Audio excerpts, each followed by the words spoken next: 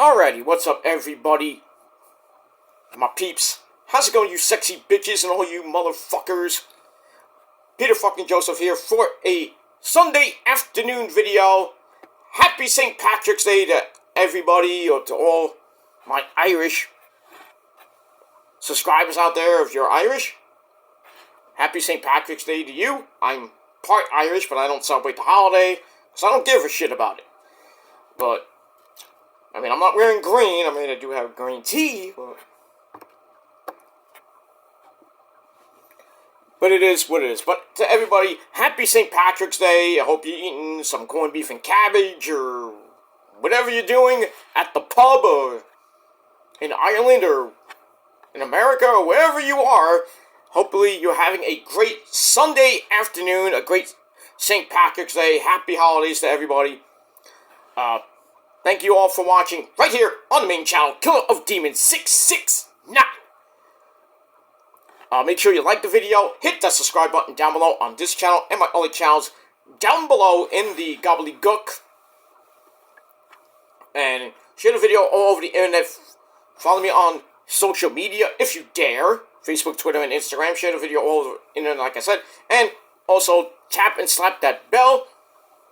Treat it like it's the Blarney Stone. Kiss that bell, and then slap it around a little bit, turn on all notifications so you don't miss the next video, and that's pretty much it. And thank you for all your support.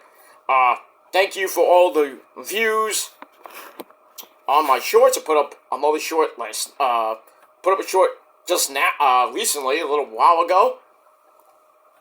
So go watch it, and see what happens with that. But to my other shorts, thank you so much for watching. Most of them, the wrestling ones, basically. But thank you all for the views and everything. And once again, thank you for my I'll get out of my mouth. That's what she said. On one of my shorts, over 10,000 views and climbing. And but thank you all for that. Some of my other ones, 6,300, over 5,000. But thank you all for that. I did not, and I repeat, I did not do those shorts for views or clicks or likes or even comments. I just put it up for content. And if you don't like it, well, fuck you, man. You don't have to watch it. And that's pretty much it. And we move on. But check out my last short. And it's a doozy, my friends. And that's all I gotta say about that.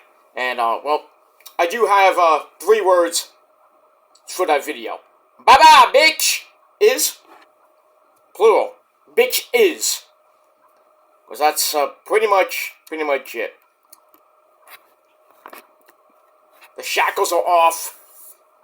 Freedom. And I'm pretty much sailing away into the future Conan, and that's pretty much it.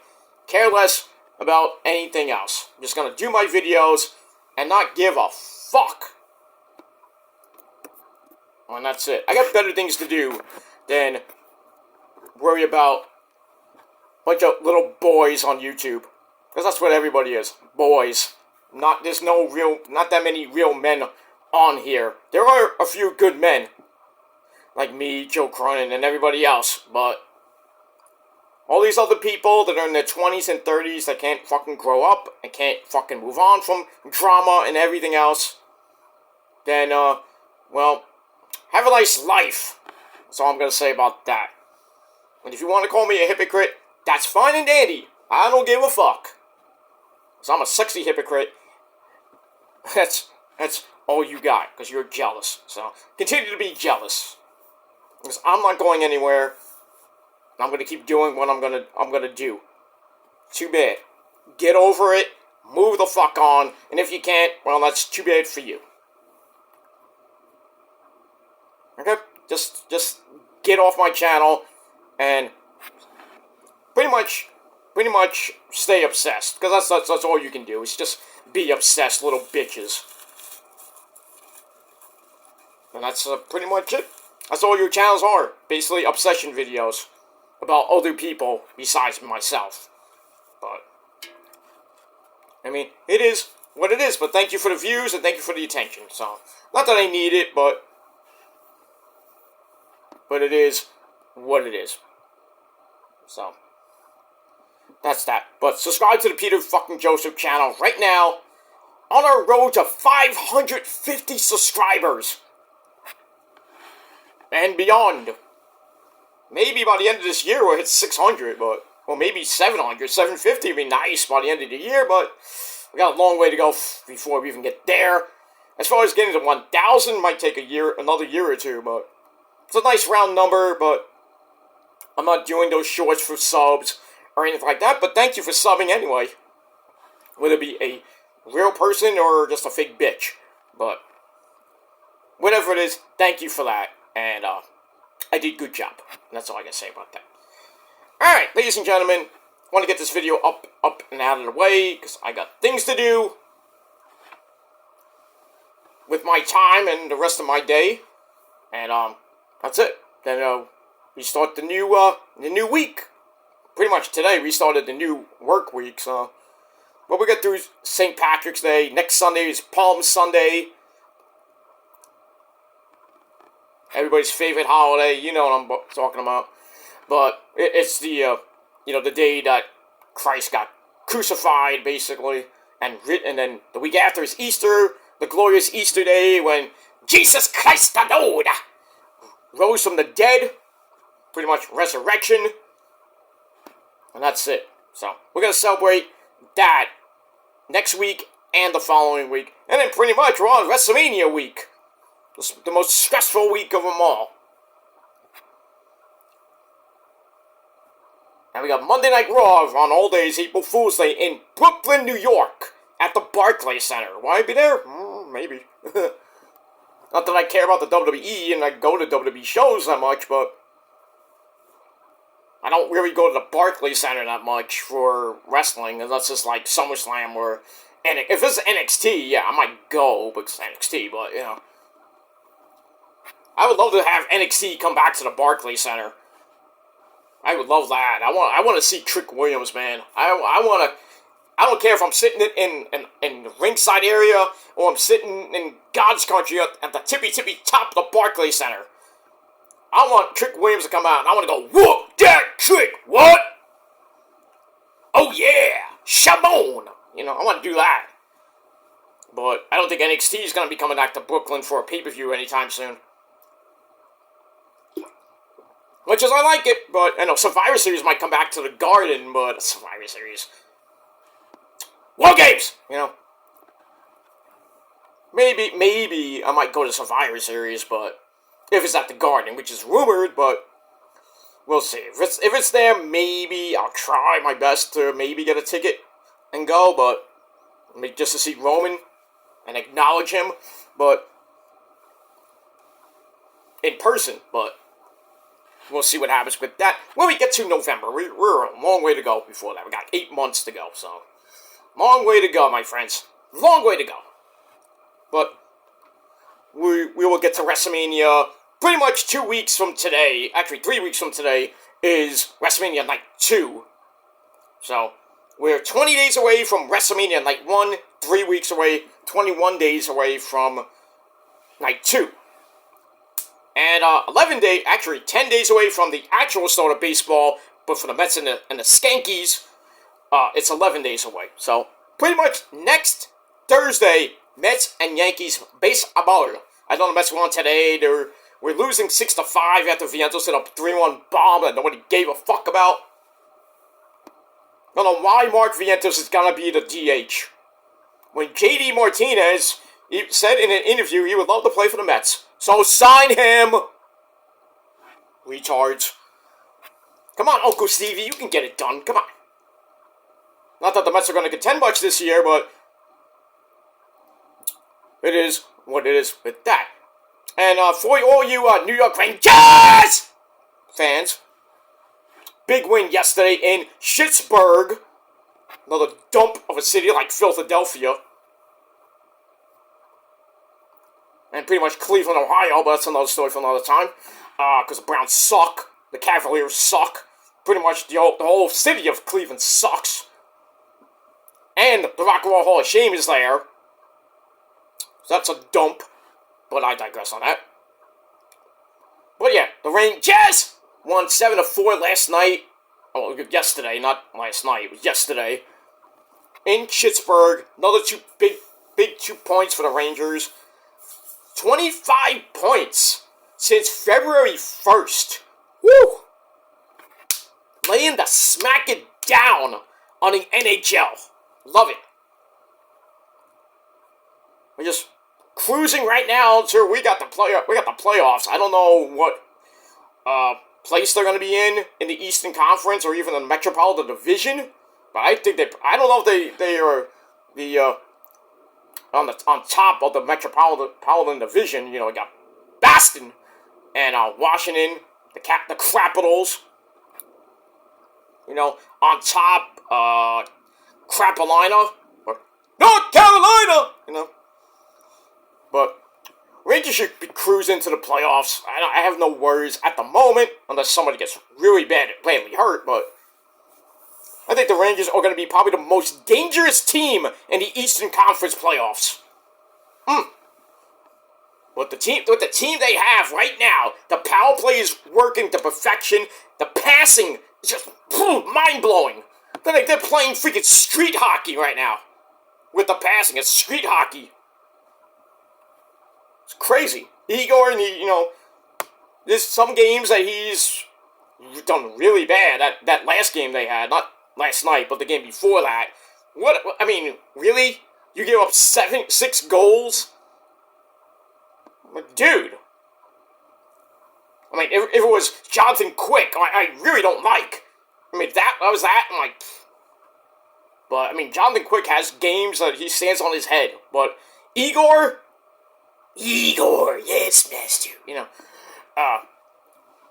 He just goes berserk sometimes. But sometimes he just stinks it up a little bit. But hopefully when the playoffs start, he becomes a fucking machine. But we'll see how far the Rangers go in the playoffs. Because playoffs are coming up pretty soon. Almost April. Basketball playoffs will be starting pretty soon. So, pretty much Rampage and Collision will be extinct between, most of April and May. That's not good.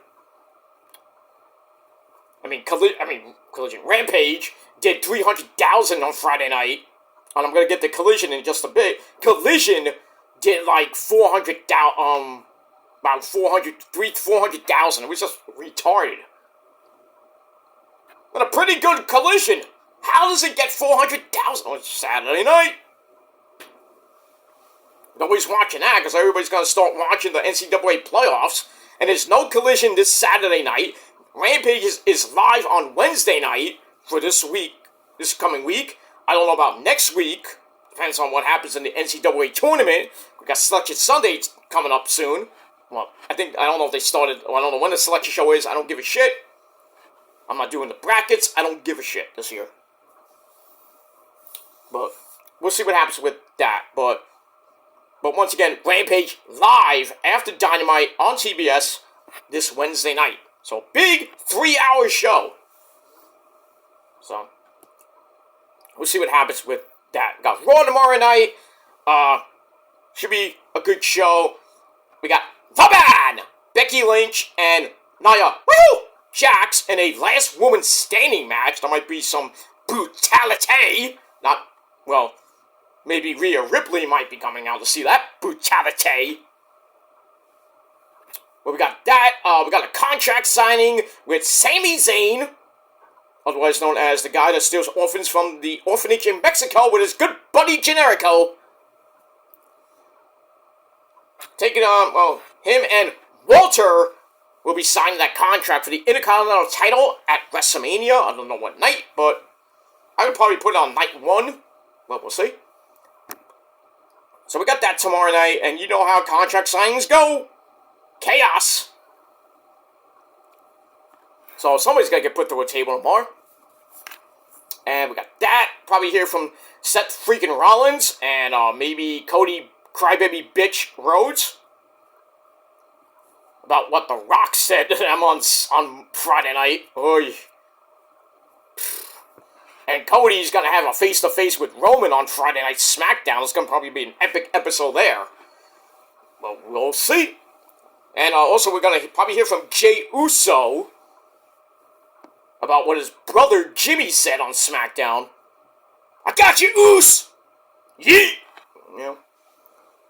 So, we'll see what happens tomorrow night on Monday Night Raw. You're a 3-hour cure for insomnia.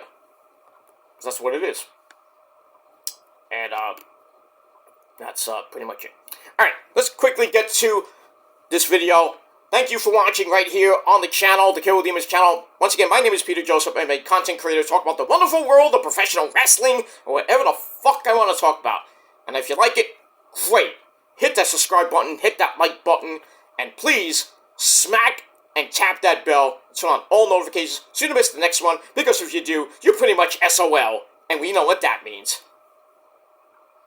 Ha! And that's pretty much it. Alright, ladies and gentlemen, on this Sunday afternoon, March the 17th, 2024, it is time for your late and out-of-date AEW Collision Review. For last night, March the 16th, 2024, we're in Canada, the shithole country of Canada, at the Canadian Tire Center in Ottawa, Ontario, Canada. I love Ottawa. I've been there before. They hate me there if you wear a Ranger shirt. They hate you there. That's a proven fact, too. Even in Vancouver. Right? You knuckleheads. But, anyway, Ottawa's a great city. So is Toronto, where they're going to be Wednesday night.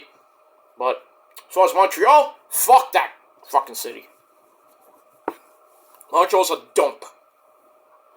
The Canadians stink. The cocky team. But it is what it is. We're going to be going to Winnipeg pretty soon. Home of the Jets. Not the New York Jets. The Winnipeg Jets. Doing pretty good as well this season. That's a scary team. In the Western Conference, but we don't have to worry about that for a while. So we're going to Winnipeg, Kenny Omega's hometown, Chris Jericho's hometown. I think that's next week. Not this week, that's Wednesday. Next Wednesday, I believe. They'll be in Winnipeg, Manitoba, Canada. Which is next to Saskatoon. That's a good place to go. Saskatoon! Saskatchewan! Cold as fuck there sometimes. Not that I ever would know about that, but if I ever wanted to go, I'd go during the summer. Not the winter, because it's like minus 50 down there, over there. In the shade. But I digress with that. Alright, let's get to Collision. And our commentary team, as always, on Saturday nights, my good friend, and maybe yours, well, some of you, you have no friends, some of you, but I digress. And if you do, they're probably just assholes. I have good friends. I have real friends. You can't prove I don't have friends. That somehow tied all together. Good segue. My good friend, Tony Baloney Schiavone, and the man, the lad from England, former Ring of Honor Pure Champion, multiple time Ring of Honor Heavyweight Champion, the man himself, Nigel McGuinness, me love. The simp for Tony Storm and Mariah May. And Christian Cage best friend in the whole wide world. But if you talk to Edge, he might call him a goiter. Goiter. What is wrong with you, Adam Copeland? You freaking moron. Goiter. Well, we'll talk about, hey kids, it's Edge later. But we get that. Alright. Like I said, the show was amazing. We start off with a banger of a match. We have Bryan Danielson. Yes! As he takes on former Ring of Honor Pure Champion in his own right, even though he lost to a schmuck like Wheeler Yuta a couple months ago. A man from New Japan, that rhymes, Katsuyori Shibata! Oh, somebody get me a new pair of shorts, because this match was freaking epic. This is a clear match of the Year candidate. I mean, we had bangers the last 3 months. Especially with Ocean Spray. Just saying? Just saying about that? There's nothing really big in WWE that was really epic. Not that I can recall, but it is what it is. Alright, so, great match. We started with a feeling out process. Not like that, you sickos. Danielson takes Shibata down by the arm. Nigel talks about his history of beating the crap out of Danielson. I'm like, dude. I mean, we don't need to know what happened from 2006 to 2008, okay? We know. We were there, most of us. I was there for most of it. I mean, I was there for the last fucking match with Danielson and Nigel in 2008 when Bryan Danielson went to WWE right after he had that match. That was the main event, too. And then we were all singing Final Countdown, going crazy, crying up a storm for Bryan Danielson going to WWE, where he became Daniel Bryan, and had pretty much good success there. Very good success. He had a good... Well, the beginning was bad. We all know what happened there when he joined Nexus, and then that whole Nexus takeover when he choked out Justin Roberts. Who we forget, by the way. Many months after that, I think, or many moons ago. But in any case, I was there, you were not. And that's pretty much it. Anyway, so Nigel's talking about that. Not that we need to know that. I mean, if you were there, great. If you have the DVD, even better. I do. We move on with that. So that gets broken up. They go back to a standoff. Danielson goes back to the arm again. And Shibata's like, that's it. I ain't having any of that. Starts beating Danielson up with some forearms, knocking him down. Nigel, again... I mean, this feud is going to keep going until, I believe, we're going to see Nigel McGuinness and Bryan Danielson, probably Danielson's final match in AEW, because he is retiring. We're going to see that at All In Wembley, and that's Nigel's home fucking country. Oh, that's going to be a banger. I can't wait for that, because I think they're leading to it. But, anyway, Nigel says Danielson keeps coming back like a fungus. We got a fungus among us. And then some big-time chops by Shibata.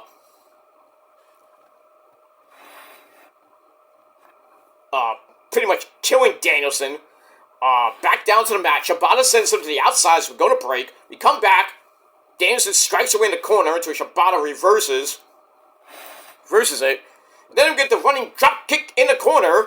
And then Nigel again wonders if Danielson is missing a chromosome.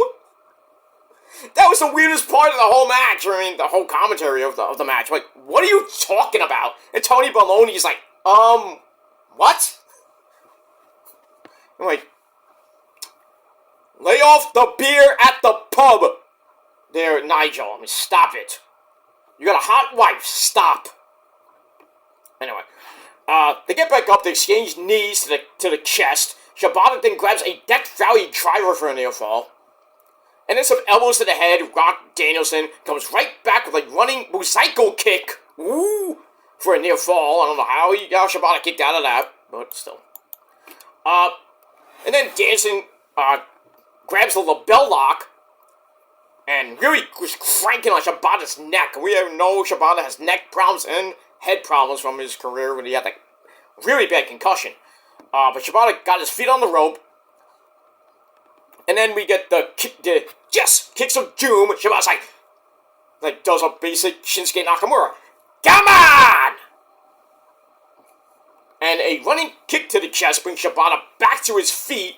He fires off with the Kawada kicks. Oh! Oy. Kicking the crap out of Danielson. So Danielson's like, alright, that's it. He starts sitting down in Indian position. Indian style. So Shibata's like, alright, I'll do the same. Well, actually, yeah, they were kind of doing that for a while. And then, Shibata kicks him. Shibata kicked him. Then they start sitting down and slap the fuck out of each other. Their face like, oh my god! It was freaking epic. And freaking Tony Baloney's like, this is great! Well, you had a point there now.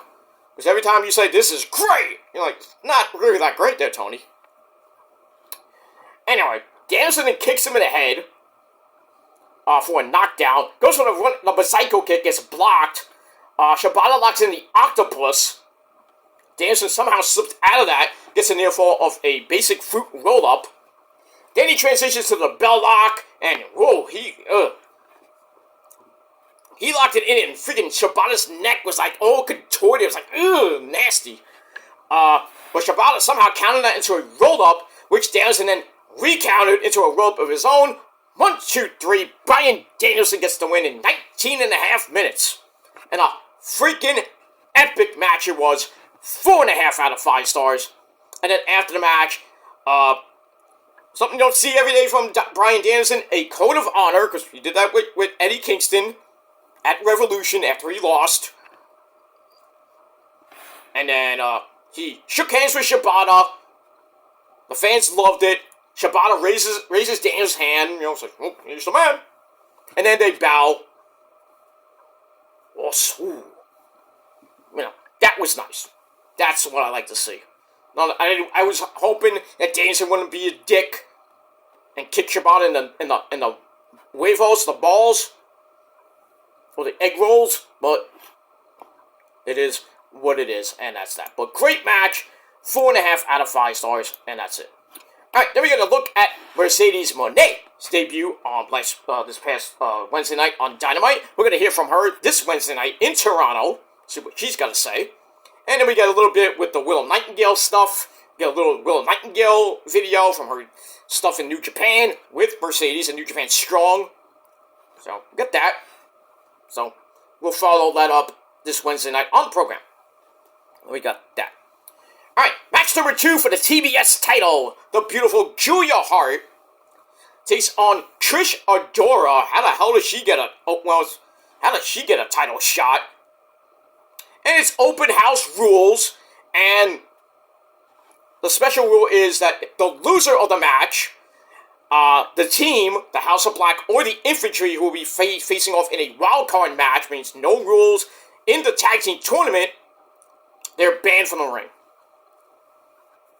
So we got all that. Anyway, so pretty decent match, nothing great after the hot start we had. Trish takes Julia down to the mat, does the splits on her back, not like that, well maybe, I don't know, cranks on the arms, they go to the floor, Trish blocks a whip and then elbows Julia in the face. Julia then sends Trish hard into the barricade. As we go to break, we come back, Trish fights out of a basic chin lock circa 1924, gets sent into the corner for some running elbows. And then Trish hits a bridging German suplex for a near fall. And then Julia hits a super kick, knocking Trish Adora down. Then Julia goes up top, hits a nice looking moonsault. So she didn't really lock in Heartless or anything like that. She got so many freaking finishers, it's crazy. So she hits the moonsault, 1, 2, 3 in under 8 minutes. Julia Hart retains the TBS title, so she will not be at ringside for her team's match with the House of Black at the end of the show, or later on in the show. Well, we got that.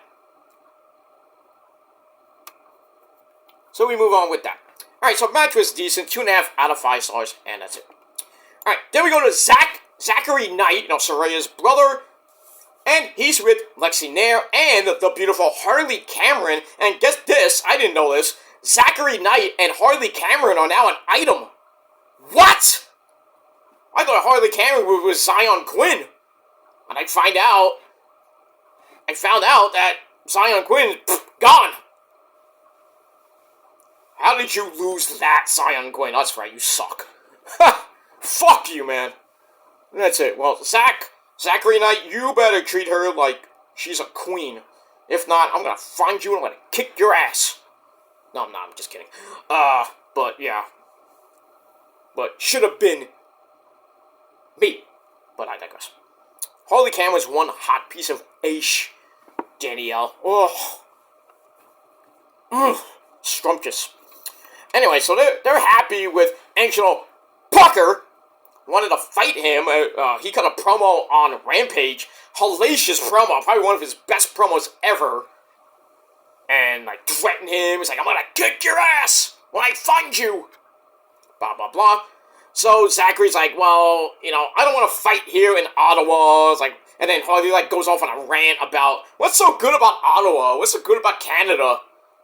It's like, and then she makes fun about poutine, which is not fun to eat. Well, I never had it, but, I mean, it's just French fries, weird stuff in it, like, like cheese fries, almost, in America, maybe, but whatever.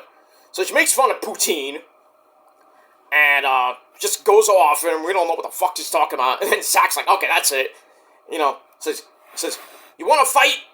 We're gonna fight on my terms, but we're not fighting tonight. But we're gonna hear from, Angelo Parker about that in a little bit, but that little promo gave 2.5 out of 5 stars, and that's pretty much it. Alright, match number 3, Daniel Garcia, the dancing fool. The dancing, Dad. We're dancing. Stop it. Okay. So we got Daniel Garcia with Daddy Magic Matt Maynard on commentary. He's from Canada. He's from pretty much the hometown, Ottawa, Ontario, Canada, along with Parker. Them good old Canadian boys. But anyway, he takes on Lee Moriarty of Shane Taylor Promotions with Shane Taylor, the big man. So he's at ringside. Match was okay, 5 minutes. Anyway, they go to the mat to start. Garcia slips out of a basic head scissors, hits a running basement dropkick to send Moriarty to the outside. Shane Taylor causes a distraction, which leads to Lee Moriarty coming back with a suicide dive to take over, and he starts dancing at ringside. I'm like, oh no, you didn't! So then, inside the ring, Lee Moriarty works on the arm. Garcia comes back to pound the crap out of him in the corner. Then he starts on the leg, then hits a Saito suplex for a near fall. He goes away, pile driver! Gets cut off. Lee Moriarty then hits a double stomp. Not that it really mattered, because Garcia no-sold it. And locked in a heel hook, leg lock, whatever you want to call it. And Lee Moriarty just tapped out really quick. Boop, tapped. You're out. So, 5-minute match. Wasn't great, but I still gave it 2.5 out of 5 stars. And that's pretty much it. And then after the match, Matt Maynard goes in the ring to celebrate with his good buddy, Daniel Garcia, who should be a champion. He was PWG champion back many moons ago. Is PWG still a thing? I haven't heard from Excalibur in a while. I mean, I haven't seen anything on the PWG YouTube page. That you usually put out like a highlight video of a PWG event like they used to do many moons ago. But I don't even think PWG is a fucking promotion anymore. I don't even know who the champion is. The last champion I don't even know. Last one I think I know is Garcia, but I think he lost that to Blake Christian, I think. I forget. I think Brody King and Malachi Black are still the PWG Tag Team Champions. And pretty much everything else in PWG, I don't even know anymore. I have to look that up, but I know, because I think it's around when we really went through, I think, Mystery Vortex. I think we went through Battle of LA. Well, I don't know what the fuck's going on with PWG these days. If anybody knows, hit me up, and that's pretty much it. Alright, after that, we gotta look at the Bullet Club Gold, To Suit Me for the Love of Fucking God. Breaking Darby's foot in basically 3 places on Dynamite last week, and Darby's gonna be out for a significant amount of time, so he's not gonna be climbing Mount Everest until next year. Sucks to be you, Darby! Darby's just sitting home in his car in Seattle, being emo. Hi guys, how you doing? This is Darby. I come from Seattle, I weigh 150 pounds soaking wet. I can't walk because my foot got broken. I'm so emo, guys. I'm gonna take off 4 months and I'm gonna come back and I'm still gonna suck. I'm so emo, guys. Oh God. Darby. Oh, Darby. It is what it is. But we won't see Darby for a couple months. And that's pretty much it. We move on. Alright, then we get to our next match. Pretty much our 4.5 minute suckfest. We got that bastard Pac taking on the guy we haven't seen on TV in years. That's Aaron Solo, me bookie. Remember him? Remember Aaron Solo, formerly of QTV, formerly of 50 other fucking things he was in. Basically, a jobber. Pretty much was relegated to Dark and Elevation, and a little bit of, well, I think last time we saw him was on Rampage, like, moons ago.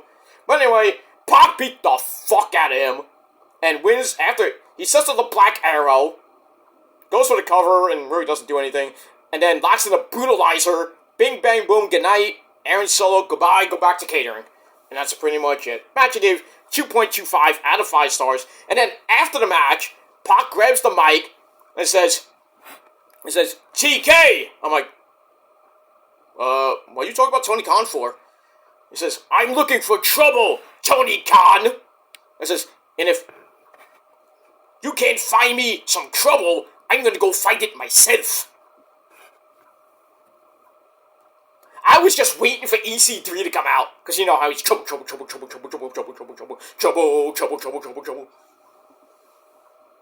I was waiting for Derek Bateman to come out, EC3. Control your narrative there, Pac!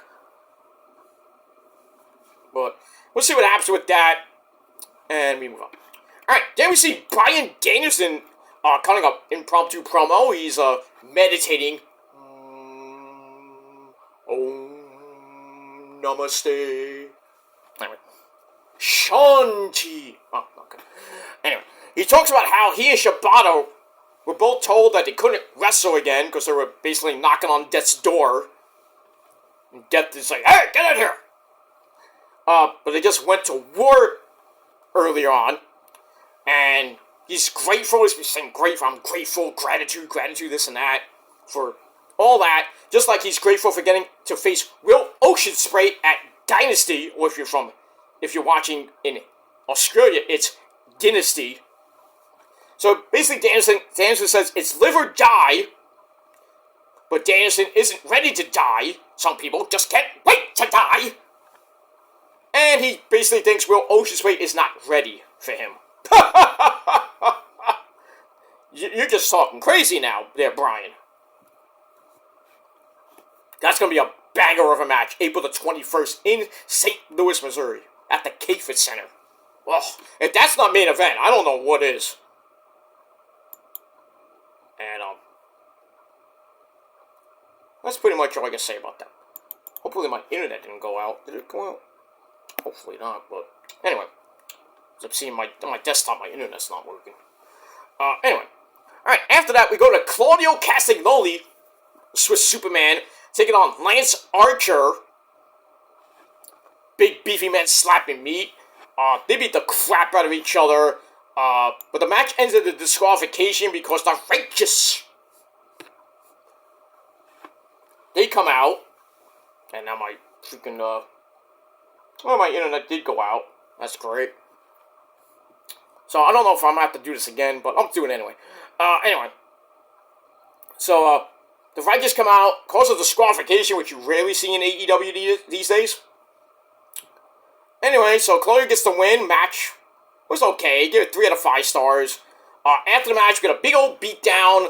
3-on-1 beatdown. And then Bryan Danielson comes out to help his Blackpool Cuck Club friend. And everything. Well, he helps out Claudio because he's, partnering with the Blackpool Cuck Club. But that don't work. And then Shibata has to come out with a chair for the actual save. So, might be seeing a 6-man tag team match maybe this Wednesday night on the program in Toronto on Rampage.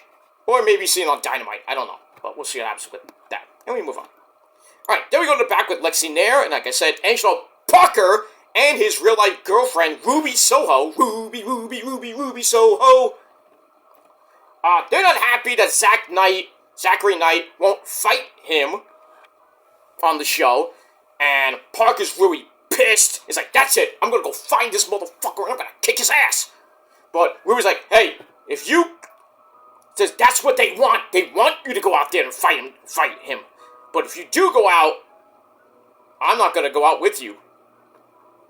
So you're on your own, basically. An ice cream man went by. Yeah, it's March. Time for the ice cream man. Not that I'm gonna go get some ice cream, but I have ice cream in my fridge, but I'll eat that later. Anyway, so Ruby's like, if you go out there and fight him and do what Saraya and Zack want you to do, and really Harley Cameron as well, I'm not gonna be with you. So Park is like, alright, you're right. We'll wait. Listen to the woman once in a while. Because if you don't, you ain't getting that good sex, if you know what I mean. I should know. But I digress on that. I'm not going to go into that. So we move on with that. Alright, so I give that 2.5 out of 5 stars. So we'll see what happens in the feud between Angelo Parker, Ruby Soho, Saraya Knight, Harley Cameron, and Zachary Knight. And we'll see what happens with that when we get there. Alright, after that, we go to a great match between Kyle O'Reilly Auto Parts as he makes his Collision debut. He's back in action for the first time in like a year or so after that horrific injury he had. He takes on the bounty hunter, Brian Keith.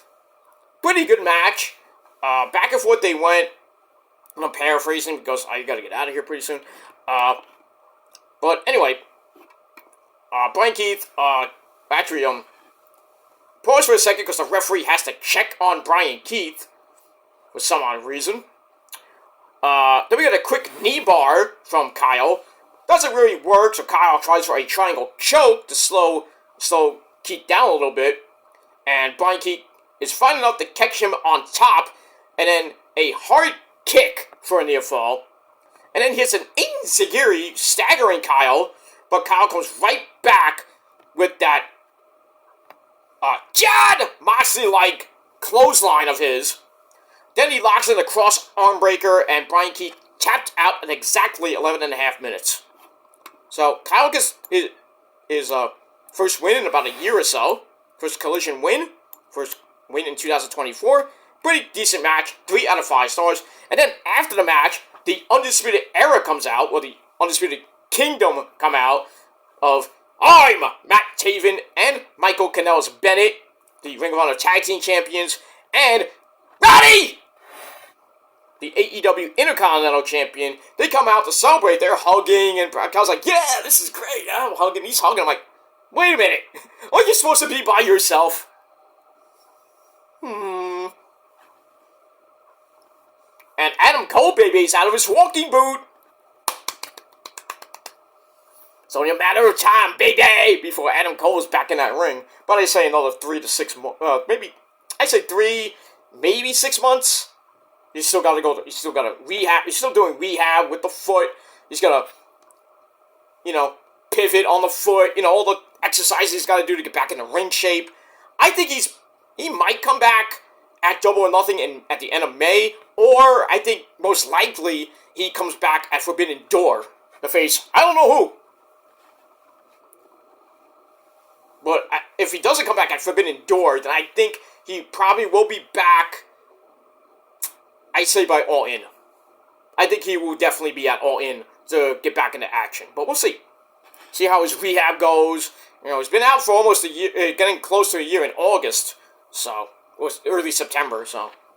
He's got about 6 months to go before he hits 1 year since he's been injured off the shelf, but he's still doing Twitch. He didn't do it this weekend. I don't know why, but he'll be back tomorrow on Twitch to play Final Fantasy VII Rebirth, that epic fucking game that it is.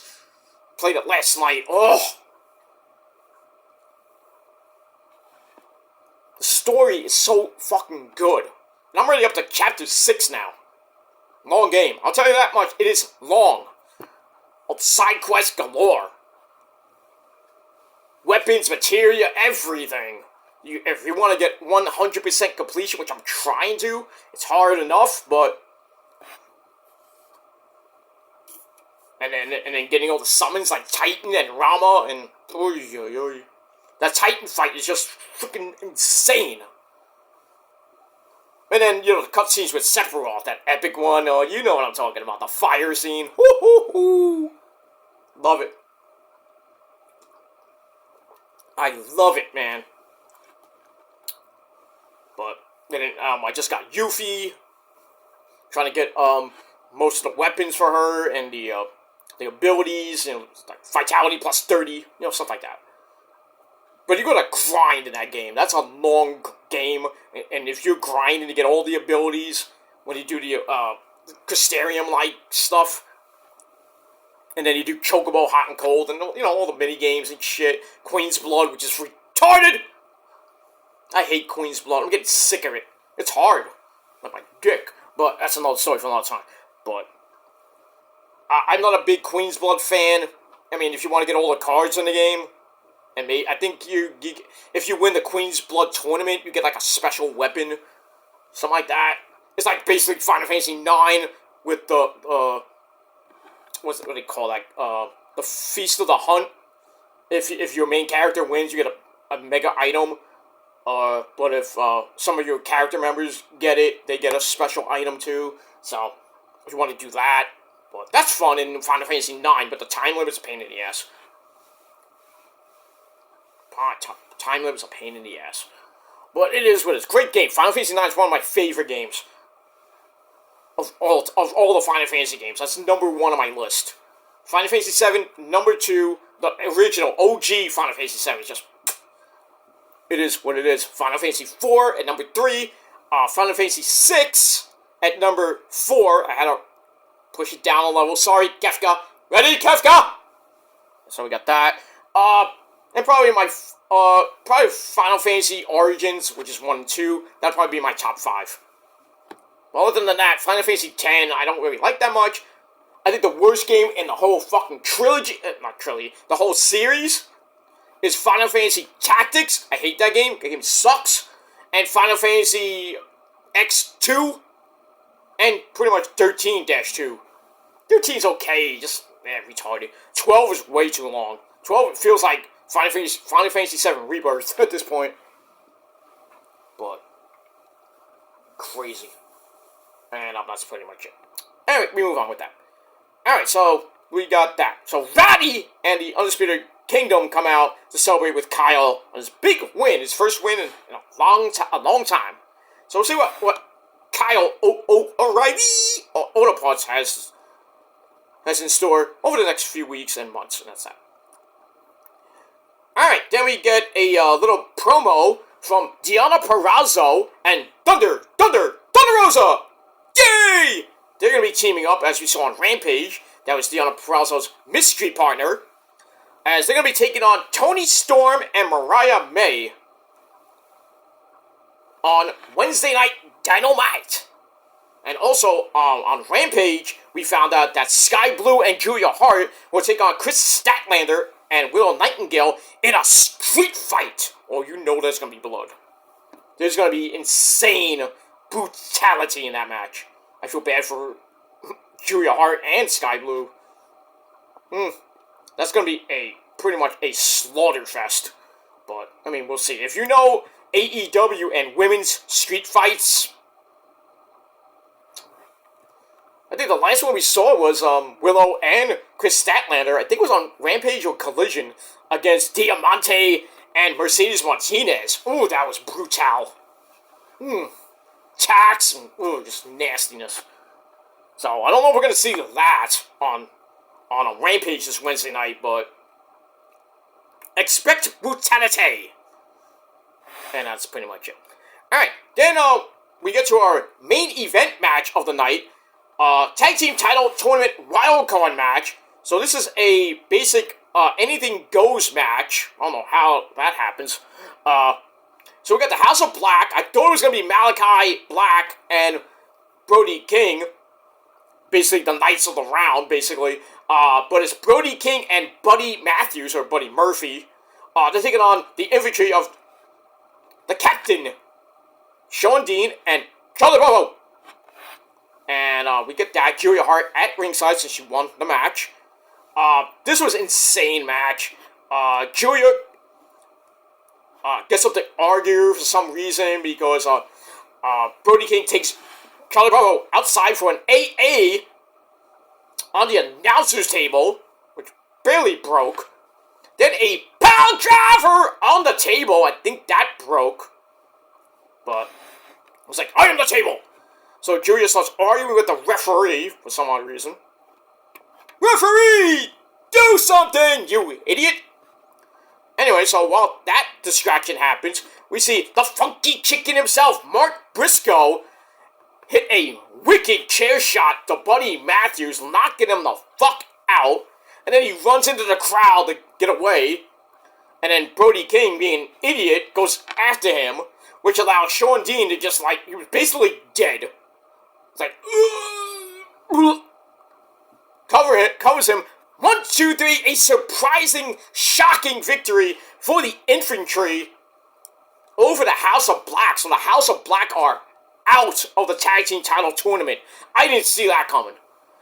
But then again, if you've been following along, and I hope you are, FTR and the Infantry have been pretty much been talking in the back on various shows, especially in Ring of Honor.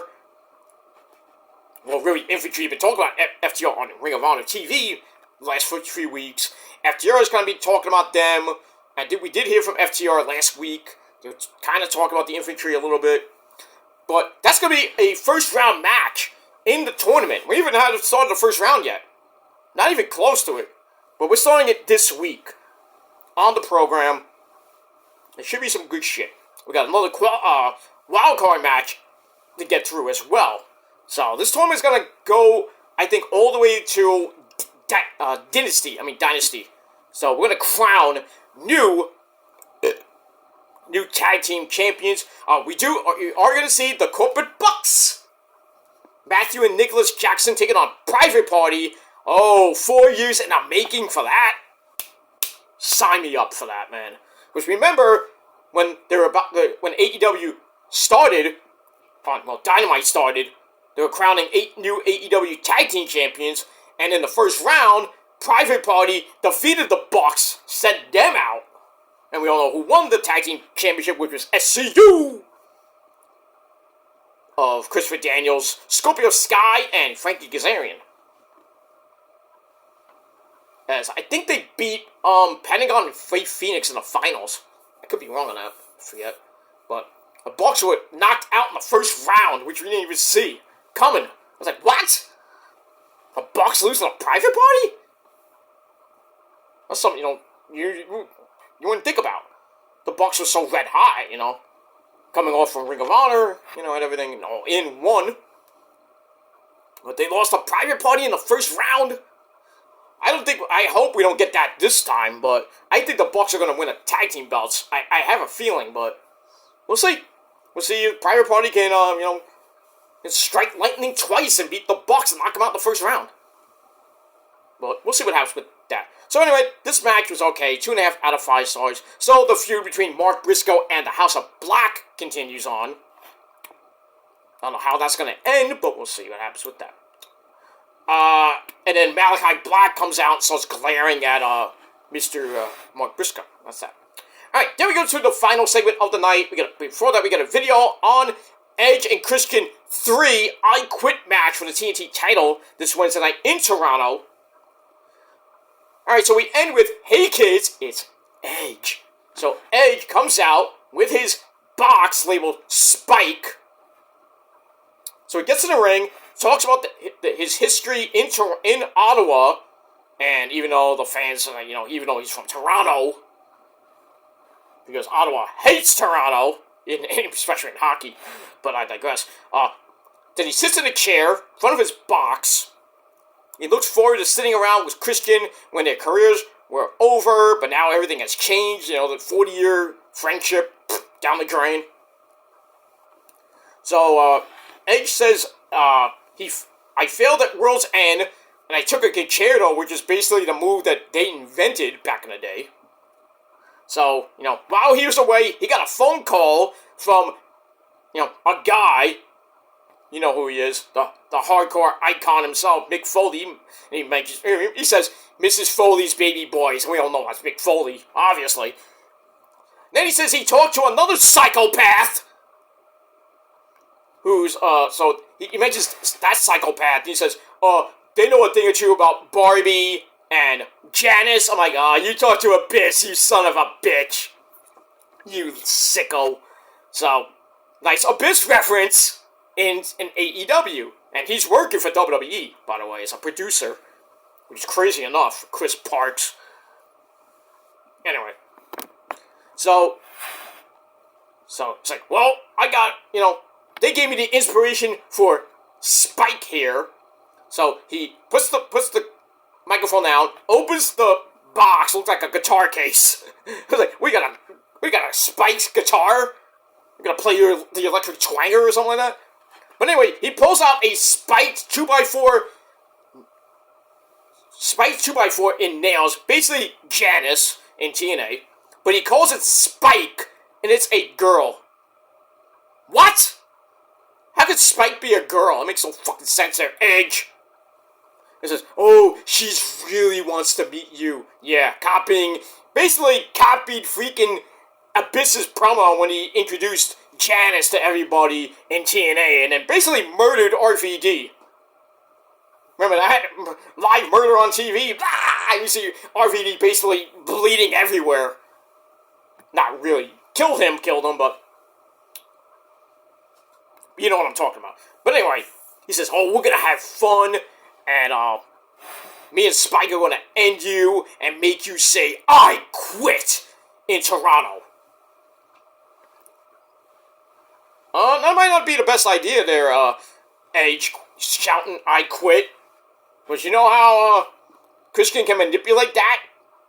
Remember Rock versus Mankind at the Royal Rumble in 90, I forgot what year that was, 90-something?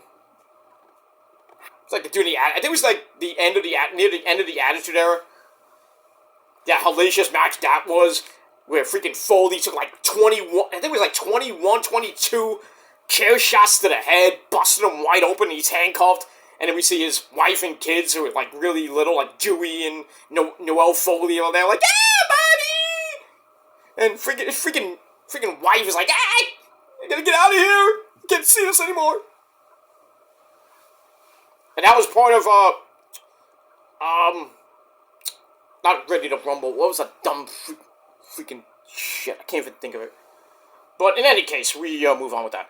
So, I think we might get something like that. I hope not. I want Edge to win so bad in Toronto, where it all started with this feud. But so we'll figure out what happens with that, and we'll see what happens this Wednesday night on the program, and that's pretty much it. All right, guys, that's it. I gotta go. I gave Collision pretty good rating, 7.25 out of 10 stars. Let me know what you guys think down below, and that's pretty much it.